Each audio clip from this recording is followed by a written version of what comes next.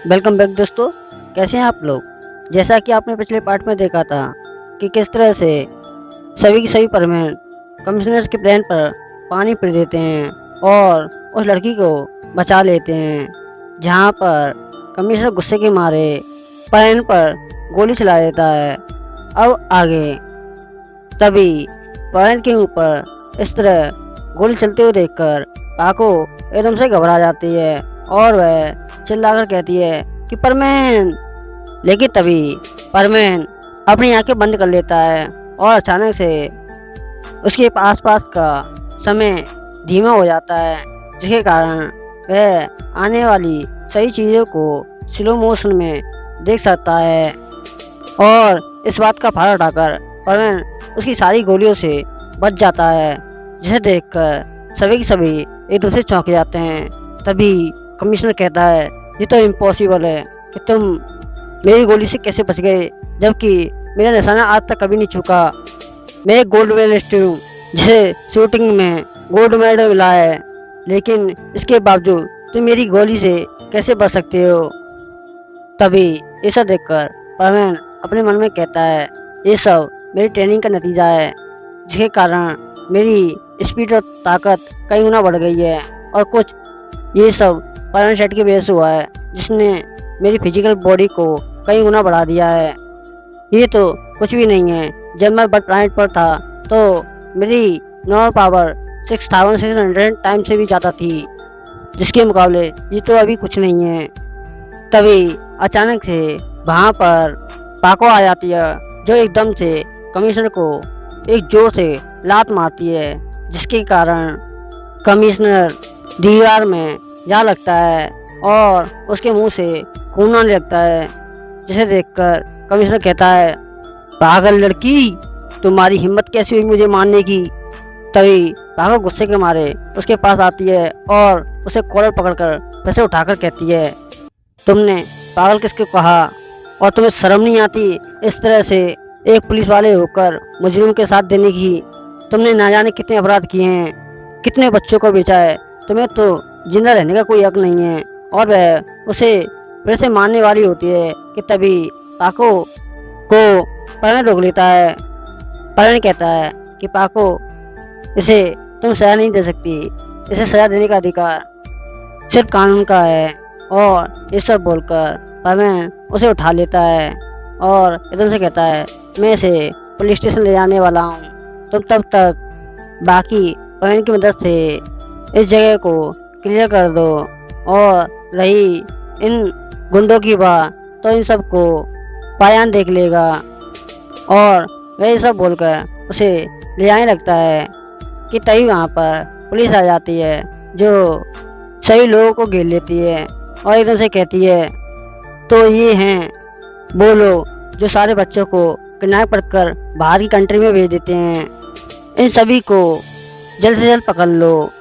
तभी उस पुलिस को देखकर कमिश्नर एकदम से खुश हो जाता है और एकदम से कहता है, तुम सभी के सभी यहाँ कर क्या रहे हो, जल्द से जल्द असली अपराधी को पकड़ लो। ये सभी के सभी परवीन असली अपराधी हैं, जो इन गुंडों के साथ मिलकर बच्चों को किडनैप करते हैं और बाहर की कंट्री में भेज देते हैं। तभी ये सब सुनकर वह पुलिस वाला एकदम से चौंक जाता है।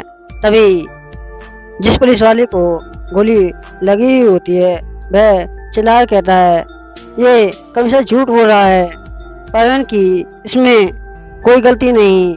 ये कमिश्नर खुद ही है जो इन गुंडों के साथ मिलकर यहाँ के बच्चों को किडनैप कर बाहर की कंट्री में भेजता था। और आज तो इसने मेरी बच्ची को लगभग बेच ही दिया था। अगर ठीक समय पर परवीन यहाँ पर नहीं आते तो अब तक तो मैं यहाँ पर जिंदा नहीं होता।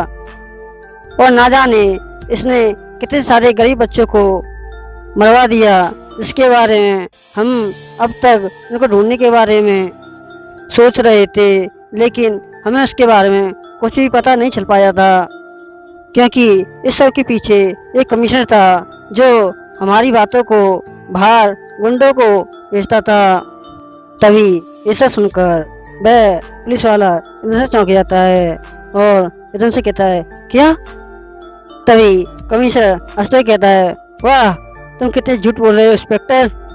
तुम इन सभी परवीन को बचाने के बारे में सोच रहे हो, जबकि असली अपराधी ये खुद हैं जो तुम्हारे साथ मिलकर इन बच्चों को किडनैप करते हैं। तभी इसे सुनकर सही परवीन को गुस्सा आने लगता है कि तभी वह पुलिस वाला कहता है, आप सभी को हमारे साथ पुलिस स्टेशन चलना पड़ेगा।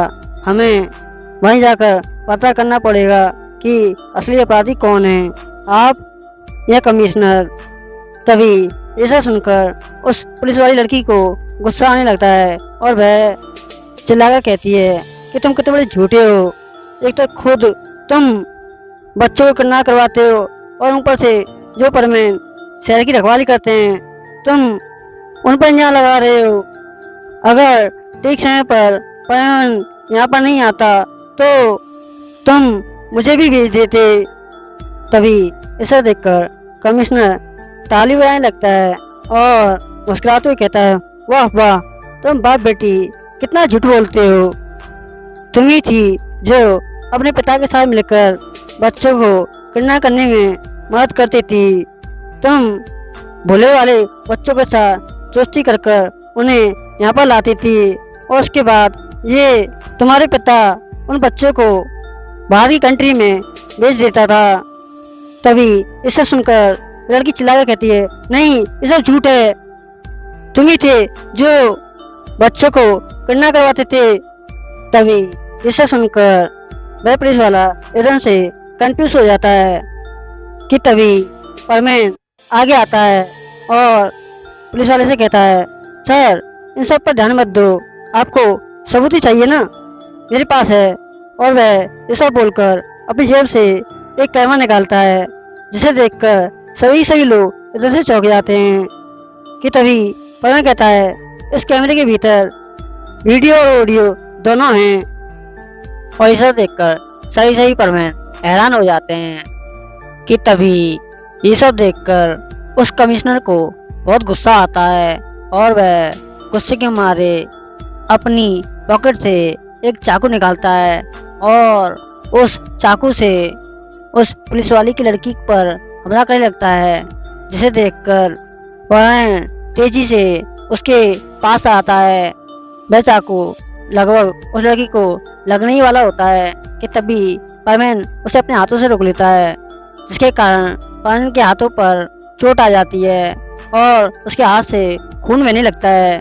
और इसे देखकर सभी परवीन दंग रह जाते हैं कि तभी पीछे से पायन आता है और उसे जोर से एक पंच मारता है, जिसके कारण वह दीवार से टकरा जाता है और मौके पर ही बेहोश हो जाता है।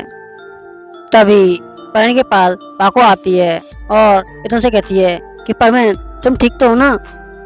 तभी परवीन पाको की तरफ दिखता है और एकदम से कहता है, हाँ मैं ठीक हूँ, ये कोई ज्यादा चोट नहीं है। तभी पाको परवीन के हाथों की तरफ दिखती है, जिसके हाथ से खून बह रहा होता है। और इसे देखकर वह उसका हाथ पकड़ने जा रही होती है कि तभी उसके सामने एना आ जाती है, जो परवीन के हाथ को पकड़ कहती है कि परवीन तुम्हें तो मेरी वजह से काफ़ी चोट आई है। और वह ये सब बोलकर अपनी स्कर्ट से कपड़ा फाड़कर परवीन के हाथों पर बांध देती है, जिसे देखकर पाको को गुस्सा आता है, लेकिन वह कुछ नहीं कह पाती कि तभी परवीन कहता है, चलो यहाँ का काम तो समाप्त हो गया।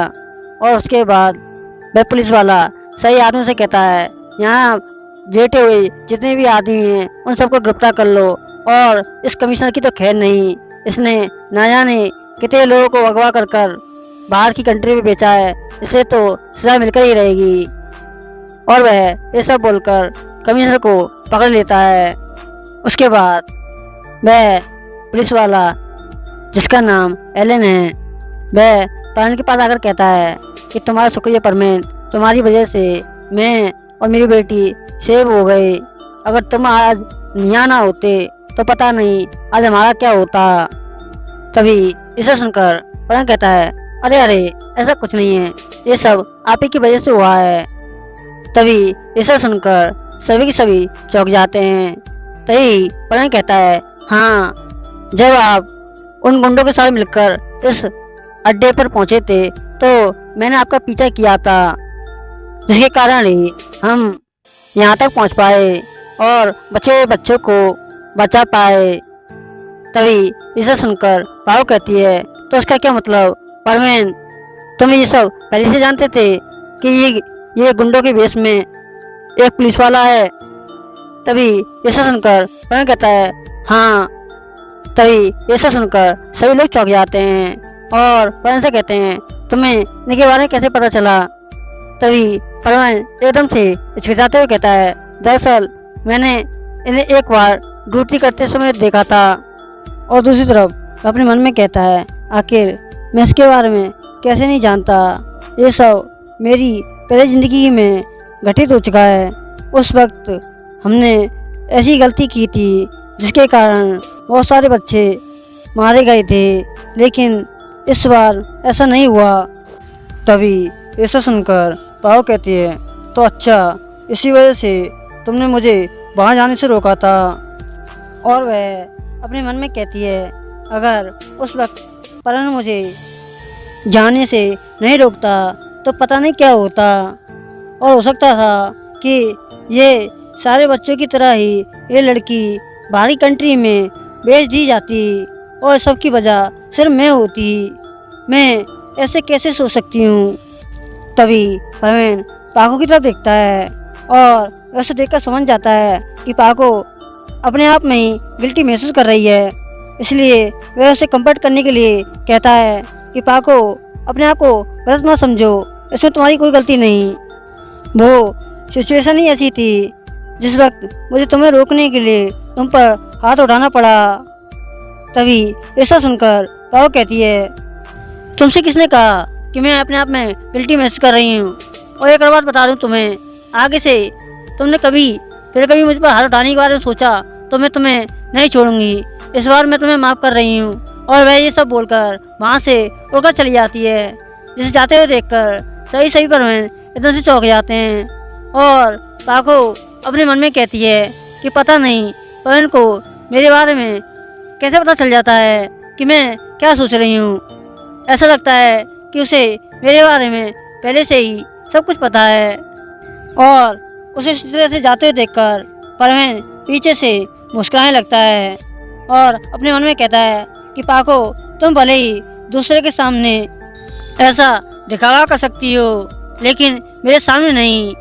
मैं तुम्हारे दोनों रूपों के बारे में जानता हूँ। सुमेरे और पाको अकेले में क्या महसूस करती हैं। उसके बाद परवीन कहता है, अंकल, आपको तो गोली लगी हुई है, इस वक्त आपको हॉस्पिटल जाना जरूरी है। तभी ये सब सुनकर अंकल कहते हैं, नहीं, ऐसी कोई जरूरत नहीं है, मैं अपने आप ही हॉस्पिटल चला जाऊंगा। तुम्हें पहले से ही मेरे कारण इतनी चोट आ गई है। तो ये सब सुनकर परवीन कहता है, ये क्या करें अंकल, ऐसी छोटी मोटी चोटें तो हमें अक्सर आती रहती हैं, ये तो हमारी परमानेंट ड्यूटी है। और वह ये सब बोलकर पायन को एक इशारा करता है, जिसे समझकर पायन अंकल को उठा लेता है और हॉस्पिटल ले जाने लगता है। और पीछे से वह परवीन उस लड़की को अपनी पीठ पर बैठा लेता है और एकदम से कहता है, चलो मैं तुम्हें हॉस्पिटल छोड़ दूँ।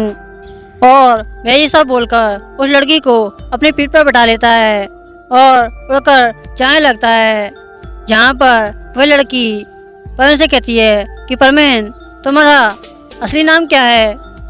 तभी उस लड़की की इस तरह की बात सुनकर परवीन एकदम से चौंक जाता है। परवीन कहता है, तुम्हें मेरा असली नाम क्यों जानना है? तभी वह लड़की कहती है, दरअसल मुझे तुम्हारे बारे में सब कुछ जानना है, क्योंकि तुम काफ़ी इंटरेस्टिंग लड़के हो। तभी इसे सुनकर परवीन चौंक जाता है और एकदम से कहता है, तुम्हारा इंटरेस्टिंग से क्या मतलब है? तभी परवीन की बात सुनकर वह लड़की कहती है, दरअसल परवीन, मैं तुमसे फिर से मिलना चाहती हूँ। तो इसे सुनकर परवीन कहता है, अच्छा ऐसी बात है, मैं तो खामखा डर गया था। तभी इसे सुनकर वह लड़की कहती है कि परवीन, क्या हुआ? तभी परवीन कहता है, कुछ नहीं। और ऐसे ही कुछ समय बाद वह हॉस्पिटल पहुंच जाते हैं, जहां पर वह उस लड़की के पिता को हॉस्पिटल में एडमिट कर देता है और उस लड़की के पिता जाते जाते परवीन को थैंक्स कहते हैं और परवीन उन सभी को बाय कहकर वहाँ से चला जाता है। उसके बाद सीन शिफ्ट होता है अगले दिन का, जहाँ पर मिस्सू तैयार होकर स्कूल जाता है और स्कूल में टीचर सभी बच्चों को पढ़ाने के लिए आते हैं। तभी टीचर एक अनाउंसमेंट करते हैं कि बच्चों, आज हमारी क्लास में एक न्यू स्टूडेंट आई है, और यह सब बोलकर वह उस लड़की का स्वागत करने लगते हैं कि तभी ये सब देखकर परवीन एकदम से चौंक जाता है, क्योंकि वह लड़की कोई और नहीं ऐना होती है। तभी टीचर ऐना से कहते हैं, तुम्हें जहाँ मन हो वहाँ जाकर बैठ जाओ। और टीचर की बात सुनकर वह सभी बच्चों को देखने लगती है कि अचानक से उसकी नज़र मिस्सू पर पड़ती है। वह देखती है मिस्सू काफ़ी घबराया हुआ है। बाकी सारे बच्चे उसे देखकर खुश हैं।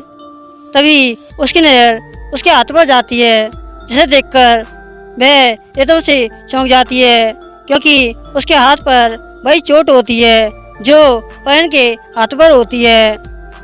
उसने खुद अपने स्कर्ट से कपड़ा फाड़कर परवीन के हाथों पर बांधा था और वह ये सब सोचकर परवीन के पास आने लगती है, जहाँ पर सही बच्चे एकदम से अपने मन में दुआ करने लगते हैं कि काश ये लड़की हमारे पास आकर बैठ जाए, क्योंकि ये लड़की काफ़ी खूबसूरत है। लेकिन ऐना स्टेज जाकर मिस्सू के बगल में बैठ जाती है, जिसे देखकर सही बच्चे हैरान हो जाते हैं।